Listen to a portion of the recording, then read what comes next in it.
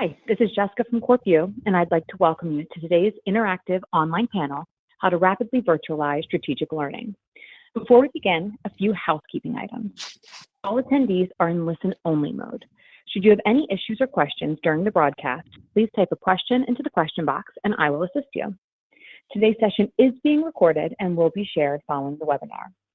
I'd now like to pass it over to CorpU's founder and CEO, Alan Todd. Alan?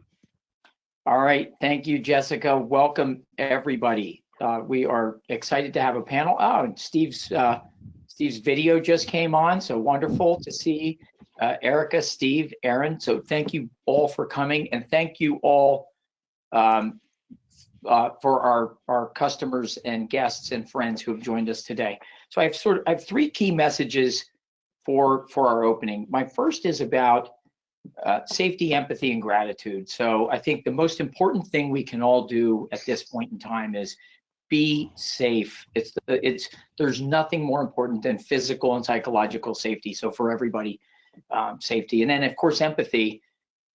We are all told that the worst is yet to come. So we know we're going to see friends or colleagues or coworkers or someone you know. So I think it's really important for all of us to have some empathy to people, not just people that contract the virus, but of course, everybody else that is related, their family and their friends and their coworkers. And of course, even people that don't contract the virus, I think there are some social distance issues that might cause other types of problems. And then finally, gratitude. So I am reminded from our friends from the Center for Positive Organization at the University of Michigan, I know what they would say. Let's count our blessings. So I urge you each day for the next little while, maybe you can even build this into a habit, but say three things you're grateful for.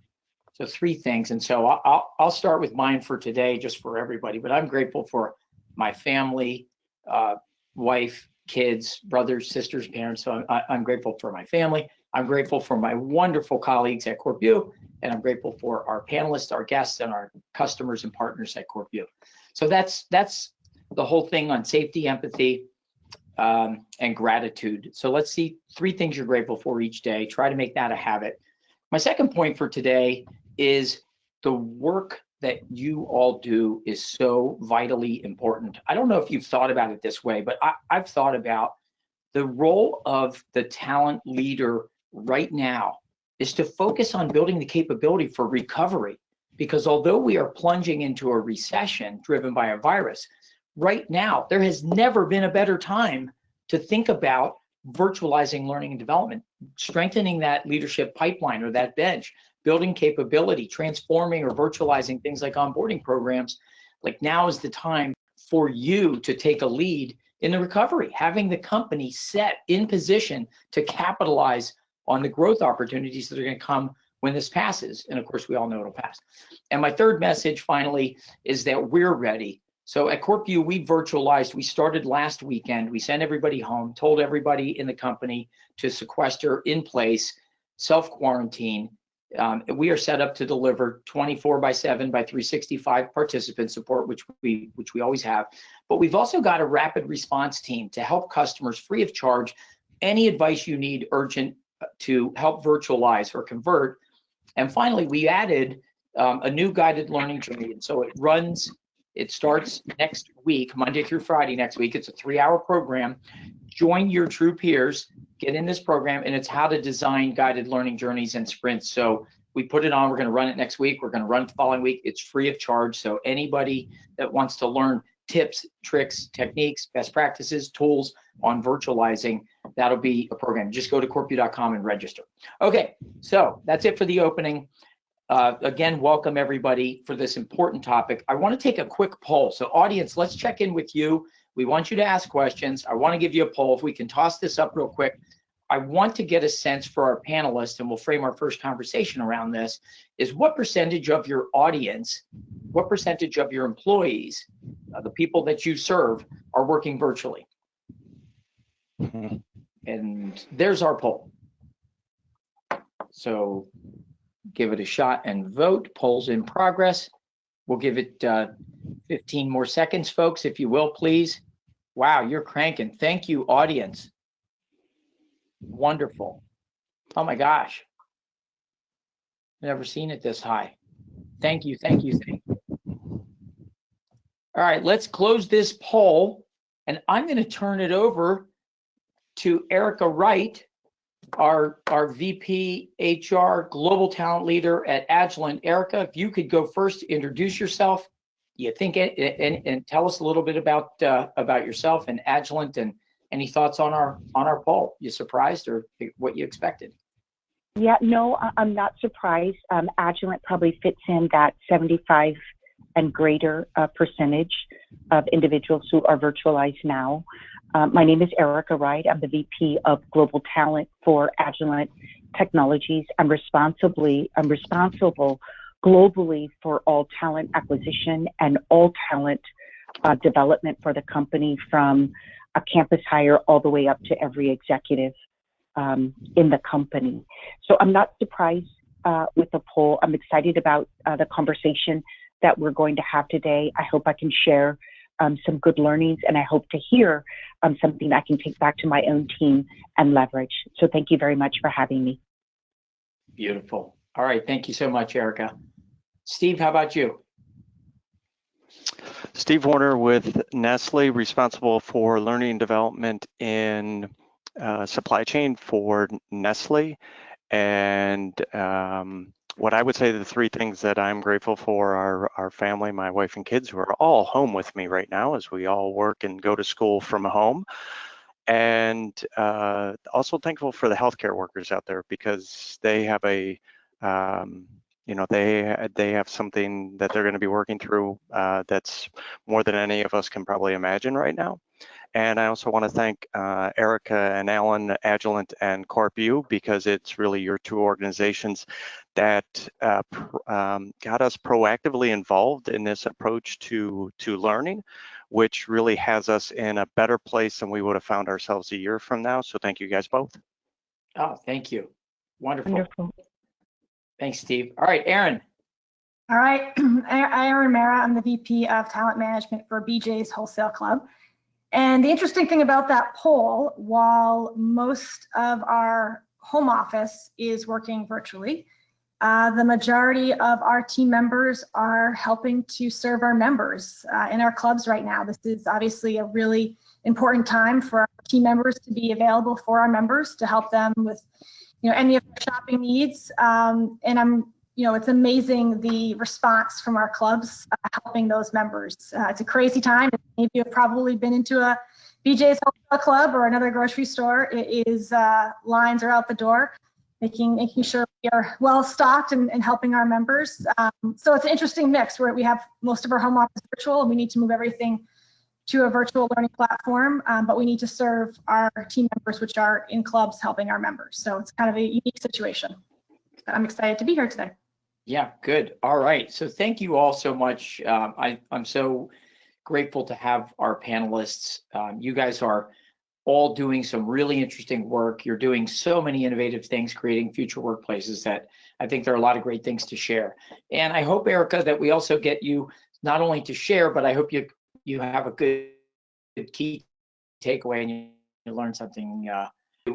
Erica, we spoke and you told me a really interesting story. I'm wondering if you could take us back to December and tell us, what were you confronted with in December, given that you're running a global business, and what happened and what did you do about it, and how are you thinking about it now, and where are you going? Oh, that's great. Agilent is a global company, and we've got a pretty full dispersed footprint. So unlike many other multinational companies, we are not heavily resourced in the U.S. In fact, our headcount is equally dispersed around the world. So I have just as many people across Asia as I have across the Americas and Europe. So actually, when things started to heat up with the issues in Hong Kong, we were really watching what was happening in Asia very closely. Because we are a global company, we travel a lot, I travel a lot, and I was scheduled to be in China at the end of January. So I was really watching and determining whether our teams would travel and do the business that we needed to do there, or if I would change those schedules. as you all know, the Hong Kong issue did not resolve itself before the coronavirus issue kind of just popped up on the map. Those things kind of overlapped each other, and then the coronavirus issue actually superseded the global attention of what was happening in Hong Kong. And because of China's government, they could respond more unilaterally with how they were going to deal with the virus and the fact that it was so contagious. And so overnight, they put in moratoriums where people could not leave their homes, people could not go to work, people were asked to stay in their homes. Only one person was allowed to leave their home every 2 days to get food or to seek medical attention. And so as a business, with a third of our business and our employees on the ground in Asia, we were thrown into that challenge coming right back from the Christmas holiday.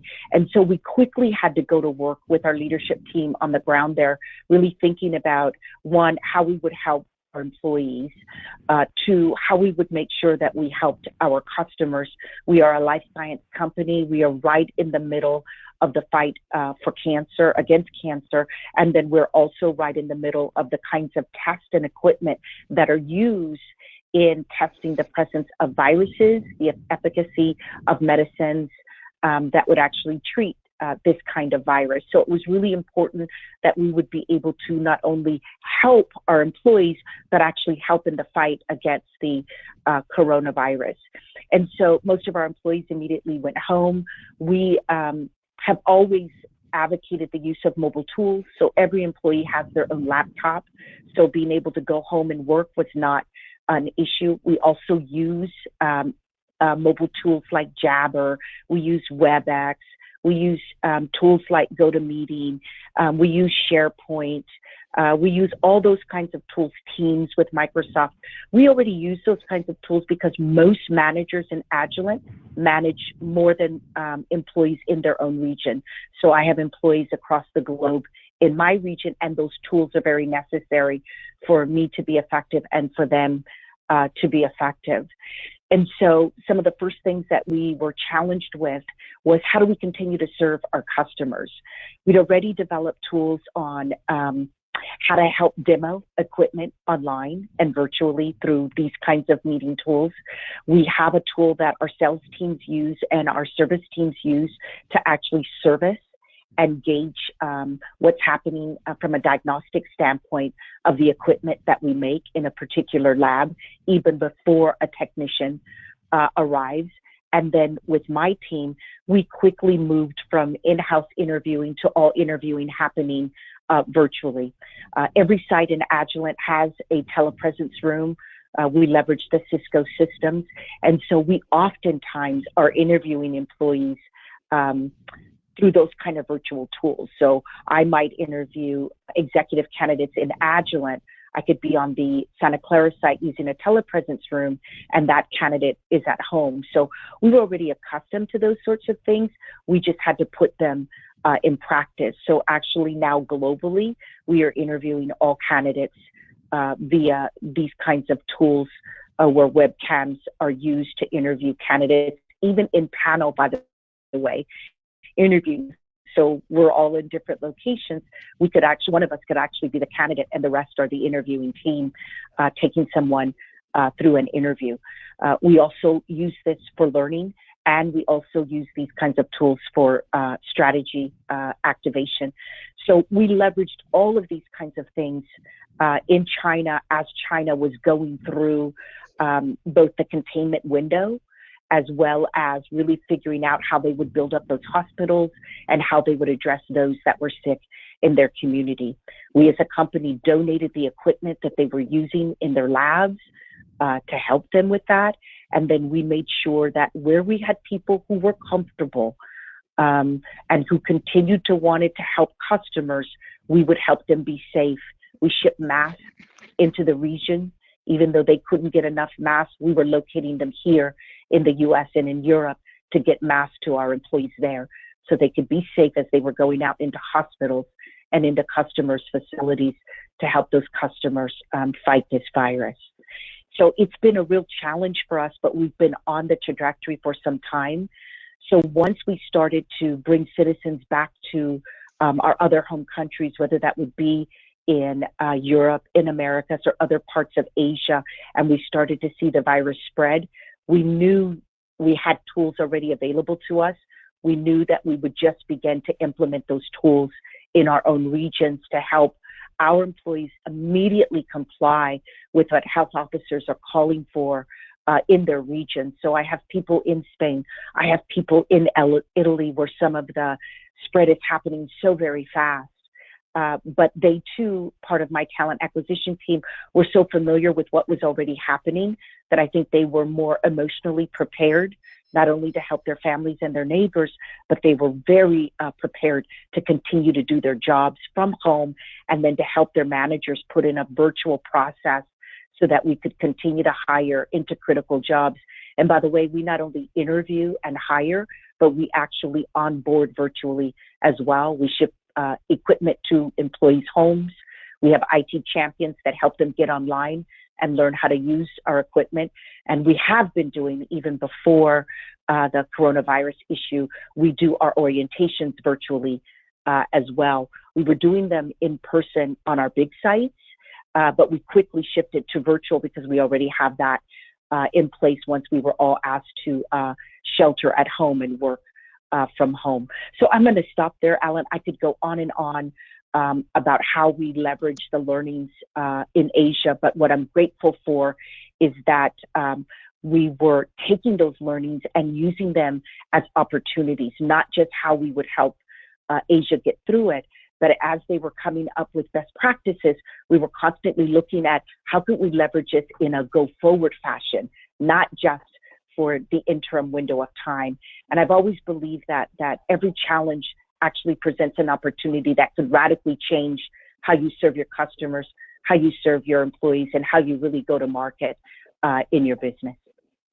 Yeah, well, I appreciate your comment, and I would say I do think that this coronavirus could be a catalyst for change in the learning profession, back to being ready and prepared for the future.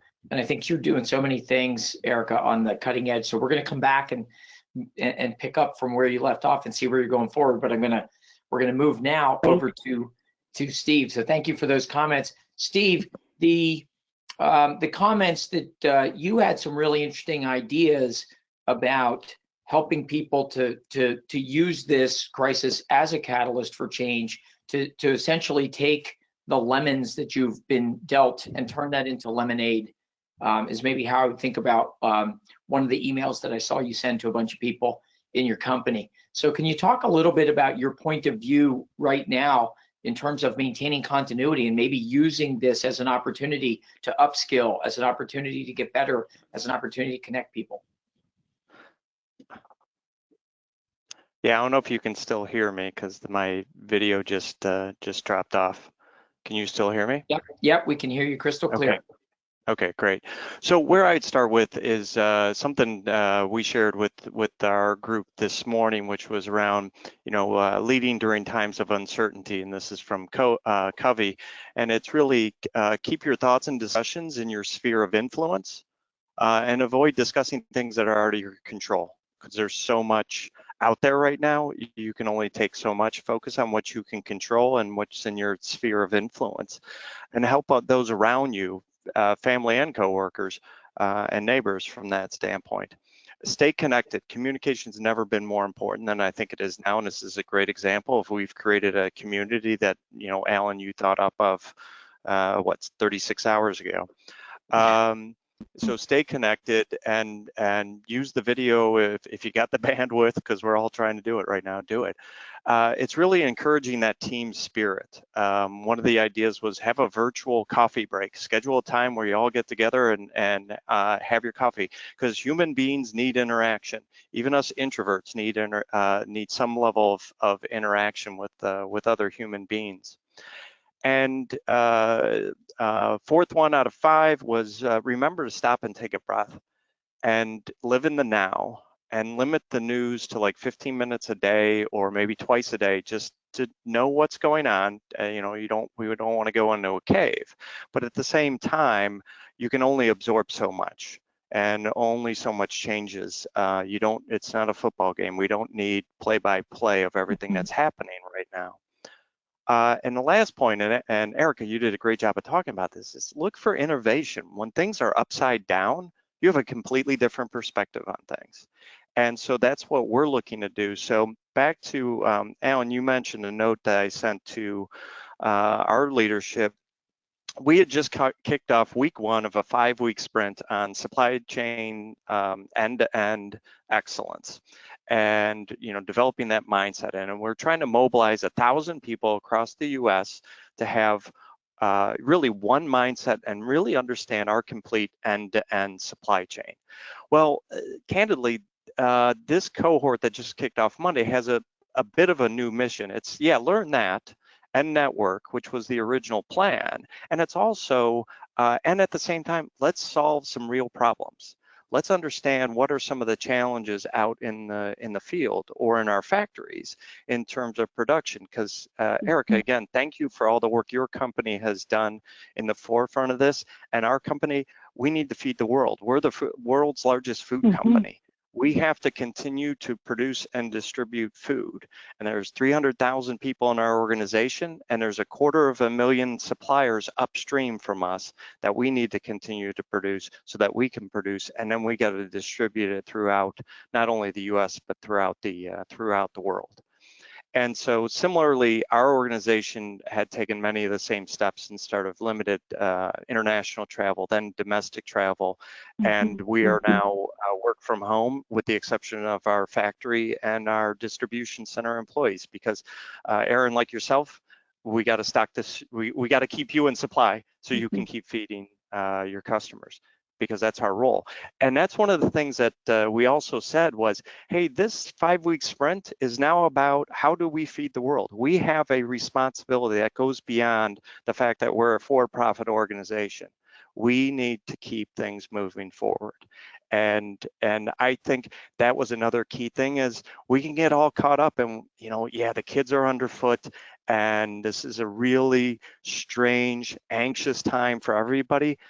How do we focus people on let's get the mission out there? And our CEO put out a great note last night to all the employees, similar message. It's like we're on a mission and we know we can do amazing things, and we just had an amazing 2019. We need to have an amazing 2020 for a completely different reason that doesn't really line up with the financial side of things. So that's what we're trying to do, to keep people connected, keep them engaged, and give them a focal point, because it is so hard to focus right now. And using technology is definitely a means to do that. Yeah, wow. Great opening following on. Right. So, and I love the connection, Steve, to your 250,000 suppliers to get to Nestlé. And so maybe we can pass it on to somebody who's a customer of Nestlé's, and we'll flip it over to Erin to tell us what's going on in your world. Sure. So, I think what's going on in our world is taking Steve's products and selling them, making sure that we can have all of our members the product that they need to feed their families during this time. And so it's a crazy time. If anyone's been in the grocery store, you all know and can relate. So I think for us, it's to support our team members. We call our team members at BJ's our associates team members, how we can support them in the best way possible, from virtual interviewing to what you shared, Erica. We moved to all virtual interviewing as well, to how do we onboard our teams really quickly in a virtual fashion when typically in the past, a lot of it's been in person. And then how do we open, our big challenge right now is we're opening a new club in a few months. And how do we open a new club and train everyone in a virtual way, where we in the past have sent team members to other clubs and flown them across the country, or flown trainers to the club. We can't do that now. So we're working to create a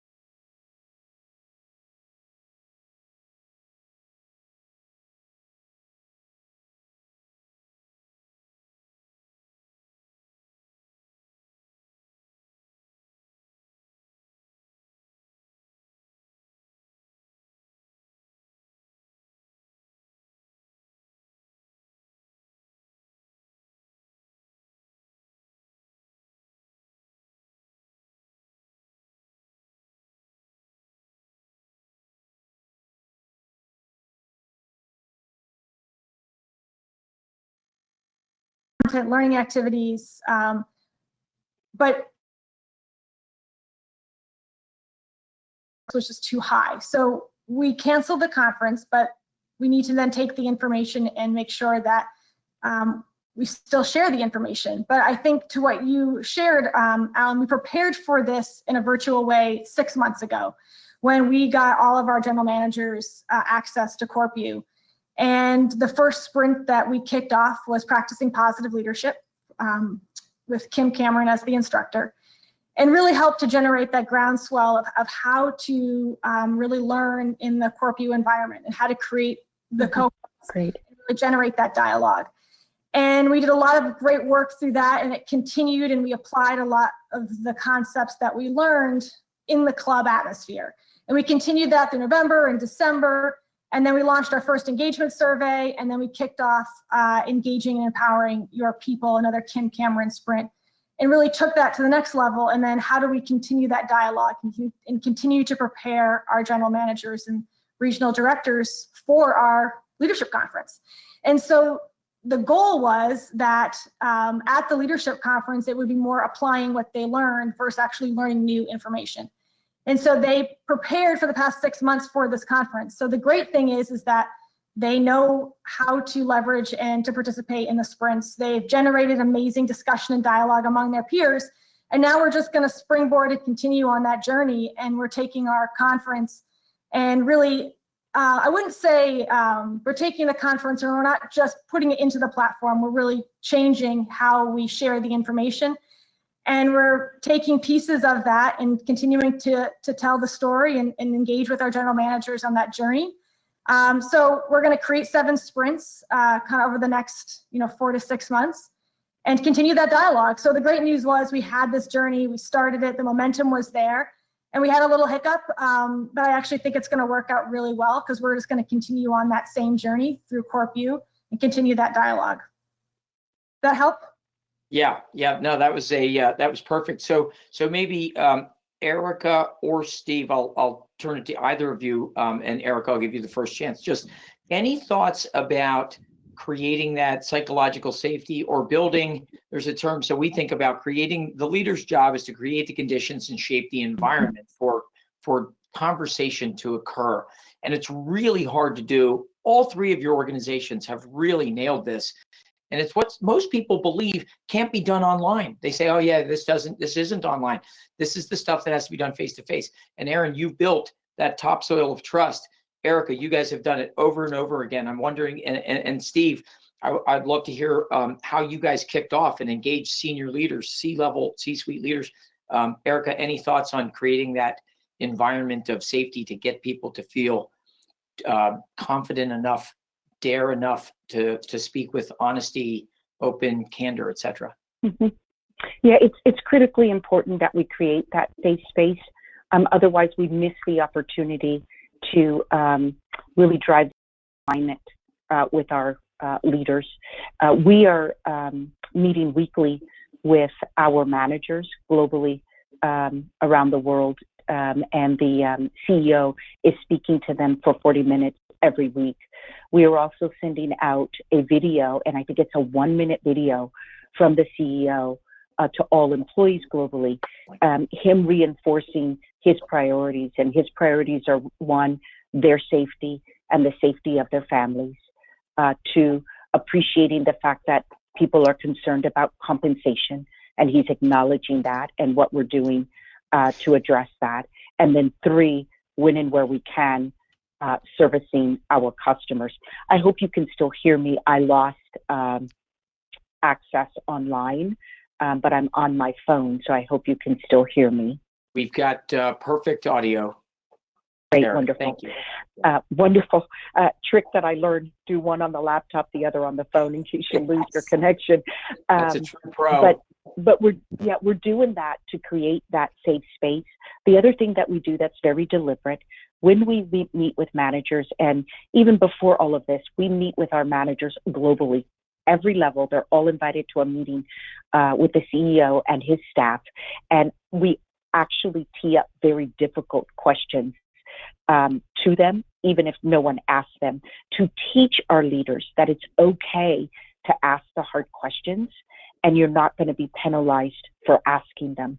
That we would rather you ask them and we answer them, even if it's an answer people may not like, but that you're getting the truth and that you can act based on that information and go forward and make good decisions, good business decisions for you and your people. So it's just super critical that all leaders practice that.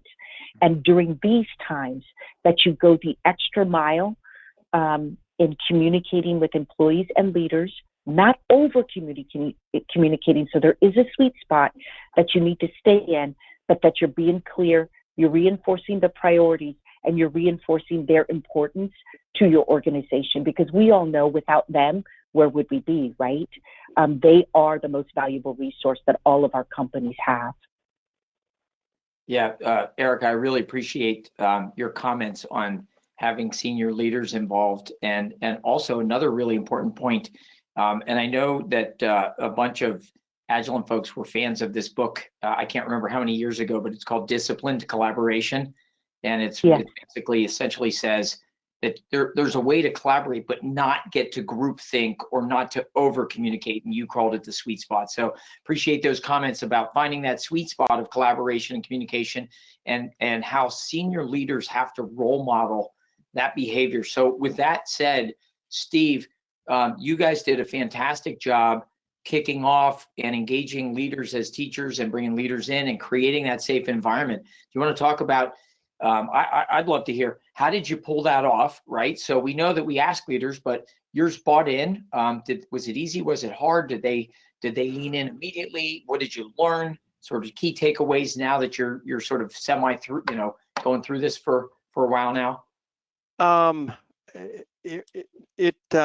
There was a bit of a challenge up front, because the original ask was one thing, and some of us saw a unique opportunity that was bigger and broader than the original ask. So to help convince them, we had the leadership team do the proof of concept sprints through CorpU. And Erin's the perfect example. Alan, she's our leader as teacher for this cohort that kicked off on Monday.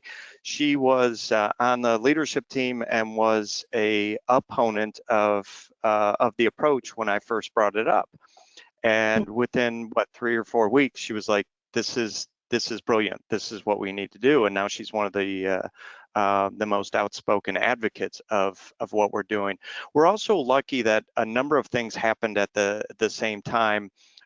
We were doing that at the same time that the senior leadership team for Nestlé USA was going through a bit of a cultural shift as well, which was really focusing on leaders leveling up and understanding how they show up, coupled with the environment that they create, is what creates then behaviors.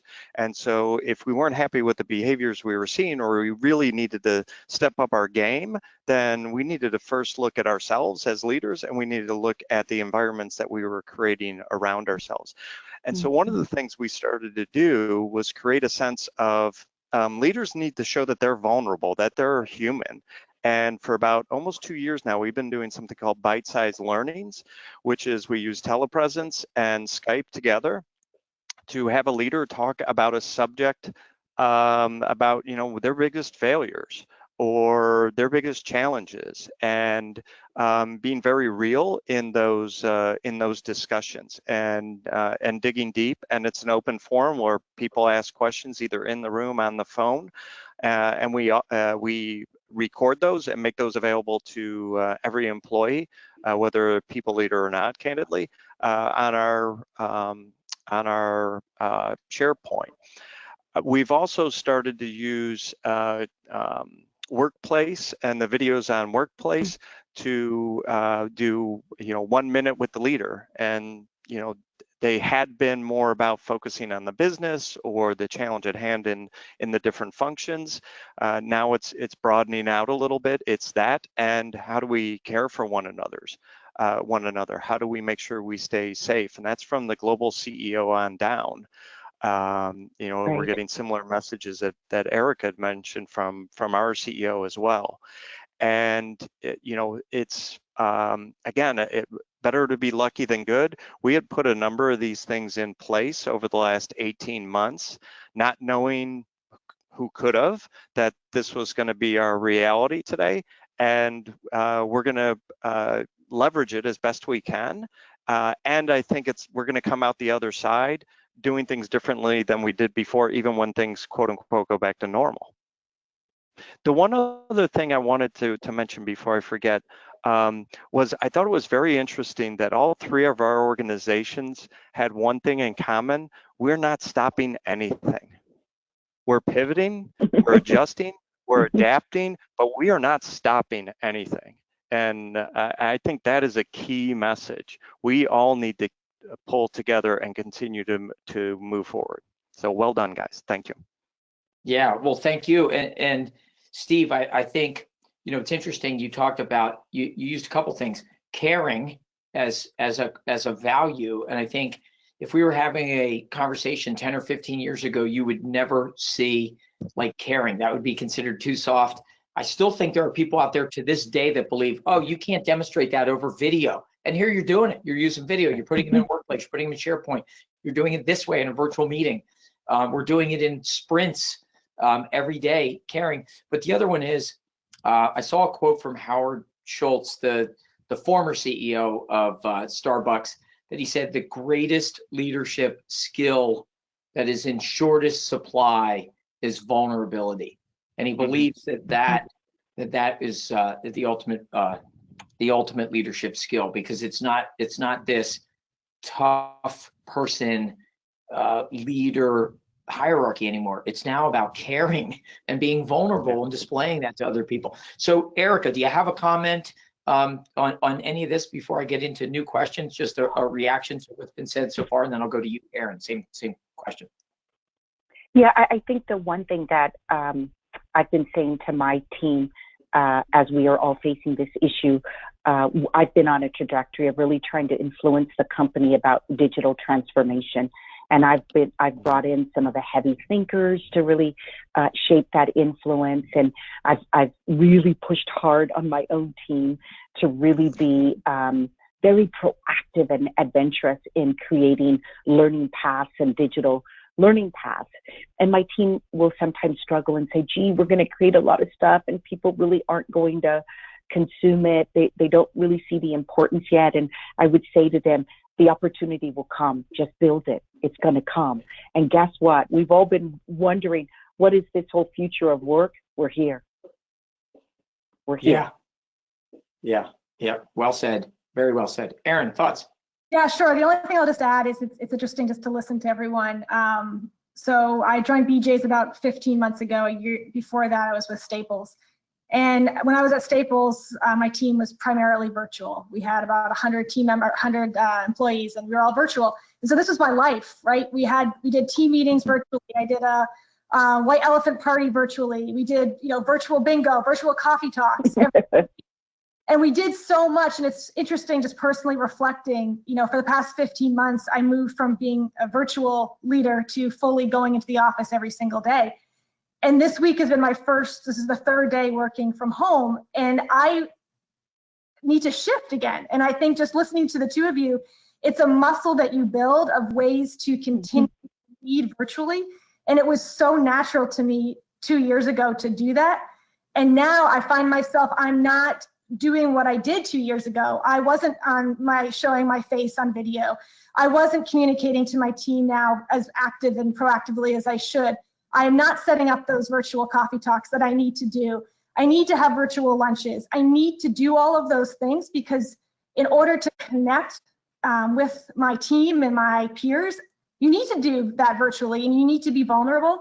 So it's just been a really good awakening for me, this call. And I think just to all leaders out there that you have to lead differently and you have to be vulnerable and you have to be willing to model that. And you have to challenge everything. Like, how can I do this better in a virtual fashion that still creates that same level of engagement and collaboration and fun? Because we do need to smile, right? We do need to interact. But I think all of us just need to ask ourselves, at the end of this, what can we be doing more effectively to generate, more connections in a virtual fashion than maybe we're used to or comfortable? I just think it's just been it's been really great. I'm really glad that not only was I here as a panelist, but I'm on this call because I'm going to do things differently starting at 2 o'clock. So thank you guys. Yeah, beautiful. So you know what I like, Erin, is the lessons you learned from working virtually. When you get back to whatever the new normal is going to be, I think you had a great piece of advice. Do those things again, even when you're in the office. Don't forget, like, because you're always going to have remote. We always have people that are in the office, but we always have remote people we interact with.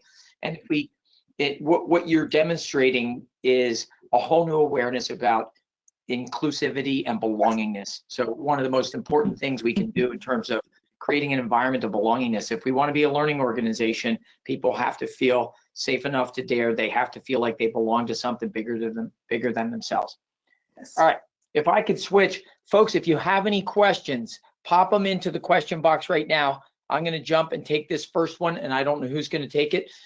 From Kelly, can anyone speak to sales enablement tools rolled out to support sales reps selling in a virtual environment, particularly when they're used to face-to-face? So I got to believe this is a big issue, right? So everybody that has salespeople, they talk about a catalyst for change. Any thoughts? Wave at me if you have a thought on this one. I do. I have a thought. This is Erica. This is actually a challenge we've dealt with probably for the last 10 years. So prior to the role that I'm in now, I was the VP of HR for the largest product group in Agilent. So I had the responsibility also of the worldwide sales organization and being their VP of HR. And one of the things that we recognized is that the consumer is shifting, the enterprise consumer is shifting, and they're not necessarily needing you to fly from America to, Edinburgh to take an order, right? There's a lot of stuff they can do online through a virtual fashion. If you can demo product, if you can do quotes online, and it actually would expedite the order and the making and the delivery of product. So we try to move as much as we can into we call it the .com environment for our customers, especially for repeat customers, so that they can facilitate their business when they don't really need the interaction necessarily of a salesperson. They can order reagents, they can order equipment that they already have, they can order their peripherals that go with that equipment without waiting for someone to come and execute an order for them. And then we have tools now where they can actually track their order and their shipment, just like the consumer can today. And I'll share with you, Steve and Erin, my history is in the consumer space. And so I have a total appreciation for your business. And I believe that you are actually ahead of some of the other enterprises because you interface with the consumer, and their demands are, I think, ahead of the path for other businesses. Yeah, the one thing I would add to that is one of the things from a supply chain standpoint is, this is unprecedented, and at the same time, we're 150 years old. We've been through 2 world wars as a company. The influenza of the early 1900s and countless hurricanes and tsunamis. And one of our focal points is how do we get product back on the shelf so people can go to the store, go to, and get what they need to make their life as normal as possible. And because a lot of the foods we make are comfort foods in the developed world, and in the rest of the world, they're necessities in all candor. So one of the things we've done is we've looked at, okay, last time we had this type of disruption, 9/11, whatever the case may be, what products did consumers stock up on? And so we use that to adjust our demand planning forecast, along with communicating with sales. Hey, this is what we saw historically. What are you hearing from your customers? So that would be one tip that I would share, because and it's also a way of helping people have a little more calmness about this, that we have been through, not this, but we've been through a crisis before, and we know how to navigate it. and we'll need to make up some things along the way, no doubt. From a sales standpoint, can't speak specifically to that, but what I'm expecting is happening is our sales are co-located in the similar geography. So, we've got people in Arkansas, we've got people in Cincinnati with Kroger and so on.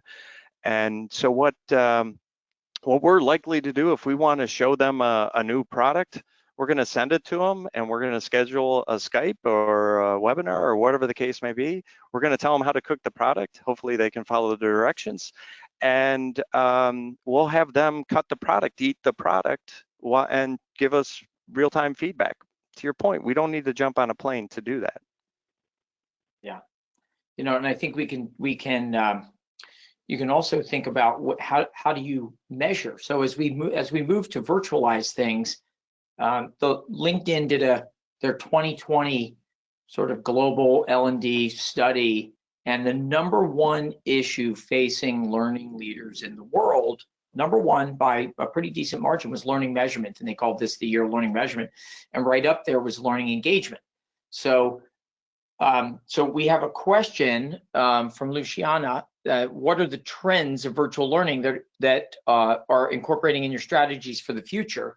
And I wanted to frame that question within this context of trends, impact measures, or in ways to drive engagement to you guys. So this is stuff we think about every day, and I know you guys you're out there doing really clever and innovative things. So let's talk about the future, how we drive engagement. What does your future look like? Plans or strategies as you're thinking about virtualizing, and then measurement. I'm going to let anybody riff on measurement, and we can go back and forth. It's a topic that it's one of my sort of major focus areas to think about, but it's one that I think it always tends to get the least amount of focus. So let's just talk about the future. Thoughts? Who would like to? Maybe someone go first, and we'll take Luciana's question. Erica. I mean, just real quick, one of the things we've been doing a lot of work at the leadership level as well as the supply chain organization in terms of behavior change, going back to how we show up in the environments that we create. And so we're measuring, and Alan, you and I have talked about this. We're measuring around the different climate dimensions that we create in our organization. Around clarity and standards and recognition and sense of team and so on. So we have our baseline, we have a couple of milestones along the way, and that's what we're going to continue to measure as we dig deeper and peel back the layers of the leaders, if you will, on how they're showing up and how they're leading their teams. Yeah, what I love about that is if you think about the leader's job is to create the conditions and shape the environment for learning. And we know that behavior change is a function of the person and the environment. I mean, you guys are doing really cool stuff, Steve, and you're focused on measuring it. That's what I like, which is they've put very specific measures around the cultural attributes of speed, agility, collaboration. And you don't see that. And so Steve, exemplary work there. Go ahead. Yeah, and one other thing I would add is coming out of, they were face-to-face, which was luxurious now that in hindsight, but what we're coming out with is we had already gone to virtual small group cohorts. So we took the top 140 leaders in the organization, broke them down into 6-person cohorts that are going to meet virtually throughout the course of the year to talk about what are their unique challenges and for peer-to-peer coaching, all completely virtual. Whether they're in the same city or not, same office building or not, the intent is that it's virtual. Yeah, that's the new ways of working. Erica, thoughts on future strategy, measurement, etc.? Yeah, as a technology company, we're very data driven. And so our leaders save a lot of data, and we might actually maybe over measure some things. But we annually measure our leaders on their leadership capability, and it's not a long measurement. It's like 25 questions. 2 of those questions include aspects around them creating development culture for their employees and really helping their employees achieve career goals. And those are 2 big asks. of our employees. And when it comes to learning, we measure all of our learning, whether it's face-to-face or virtual. We measure not only the quality of the content, we measure whether it's meeting the need, and then we also measure the results of the learning 60 to 90 days later. So we actually survey the manager, asking them, have you seen an impact from this most learning curriculum that your employee participated in? Here were the biggest takeaways. Have you seen an impact on their performance, whether it's an individual contributor or a leader? So we try to get a 360, not just the classroom participant, but actually the next level leader giving us some insight. Are we creating the right kinds of tools for the company?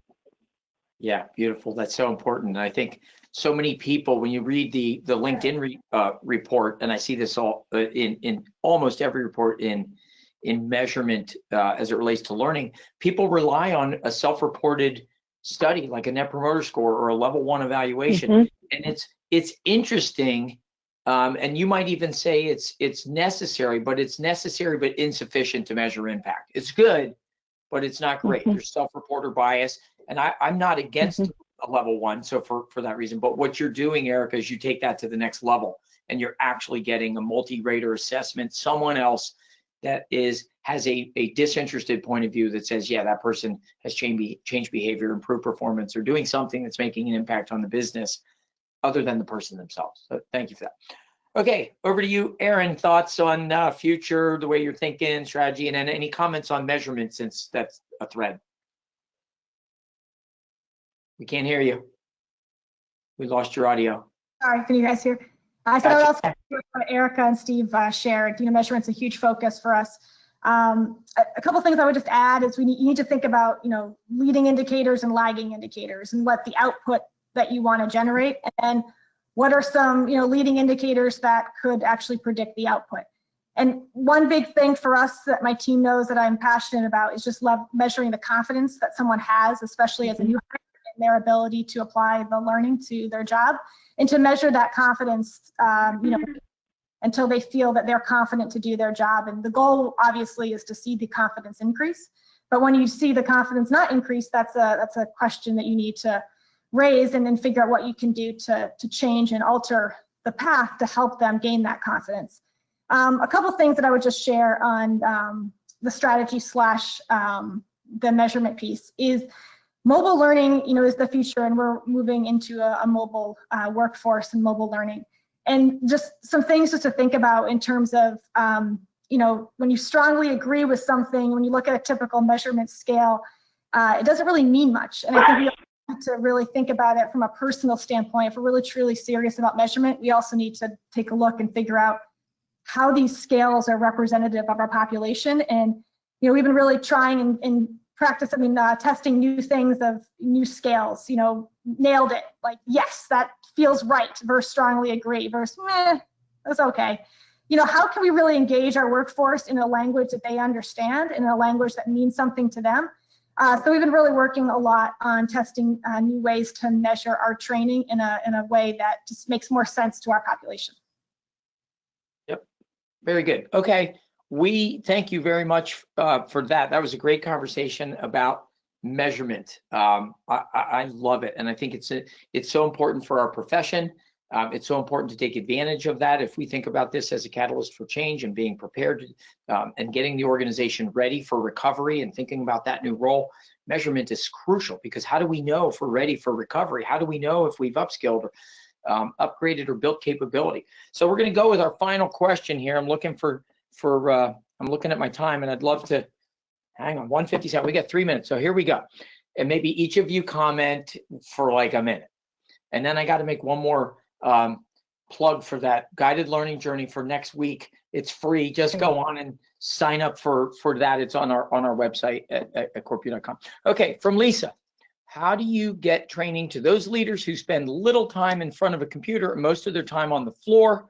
How do you get engagement with them, especially during periods of crisis? I think it's a great question. Every one of you guys have manufacturing plants, distribution center. You got this issue every single day. So yeah. Go ahead, I'll take it go first. Quickly. Just really quickly, I think one of the things that we're working on and we're doing is, how do we take an iPad and have a virtual coach to a team member that's on the floor. You know, how can we create that that engagement through technology and being able to, you know, have a GoPro and tape something and share that with the individual. So just really thinking about how you can take a person virtually through an iPad is something that we're doing a lot of. Yep. All right, beautiful. Thank you. Great answer. Who wants to go next? Erica. Yeah, we create all of our learning in a mobile fashion. So even if someone is traveling, they have the ability to log on and complete learning even through their phone. And we try to build it in small learning increments, so 20-minute, 30-minute kinds of courses, whether that's reading material, whether that's video, whether that's audio, a white paper, so that it is in bite sizes and digestible no matter what your role is and no matter where you're located in the company, whether you're in a factory or on the plane and out with customers or behind a desk or working from home. 2 for 2, bite size, mobile, Erin with the iPads and coaching on the side, right on the floor. Beautiful. Okay, Steve. The only thing I would add to those is Marlin boards in our facilities, like our distribution centers and our factories, because our factory employees and supervisors on the floor are not certainly not in front of computers many of the time, but we still need to get messages out around safety and around a number of other topics. So we use those communication boards as well as, of course, you know, shift meetings and similar touch bases that we have every day with our employees through our supervisors and with our supervisors. Okay, so a lot of great information, and I'm sure we could take questions like this forever, but we're out of time. We're at the top of the hour, and I thought I'd finish with one story. It's one that we've been grappling with this week. So when we build sprints, and we teach our customers how to do this. So hopefully all of you are doing this as well. But a lot of times we typically will order a 2-camera shoot, and then we shoot it with 2 cameras. Well, we're building a design thinking course this week, a 1-week sprint with Carl Ulrich, the Vice Dean of Innovation at Wharton. And it was interesting. And he's at Wharton West in San Francisco. Well, everything got canceled. They're in complete lockdown. So it's like, oh my gosh, how do you build a course when you're in complete lockdown? And the answer, iPhone. Mm-hmm. So this iPhone 11, you can put this in on your tripod. You can buy a tripod on Amazon. You can buy a little microphone so that you have really good crystal clear audio, and you're shooting almost movie quality. The iPhone 11, 4K, 1080p. If you have an older iPhone, it's still 1080p. So we can shoot that kind of quality. The show must go on, I think was a comment and a theme that we heard here today. Probably the best theme that I've heard so far is just taking away is the show must go on. The system must be resilient. We must be resilient. Our culture has to be resilient. And resilient means we got to just keep driving forward. We face adversity, we deal with it, and we move on. Thank you all panelists. Erica, thank you so much. Steve, greatly appreciate it. Erin, you guys on short notice, less than 48 hours ago, we wanted to get something out. We have a lot more stuff to come. And so I hope you guys will stay open with communication with us, because I want to create more little video chunks that we can keep sharing to keep this conversation, this important conversation going forward. Thank you all so much. And thanks everybody for attending. Stay healthy and take care of one another. Yeah, thank you. Great. Right. Take care. Bye-bye.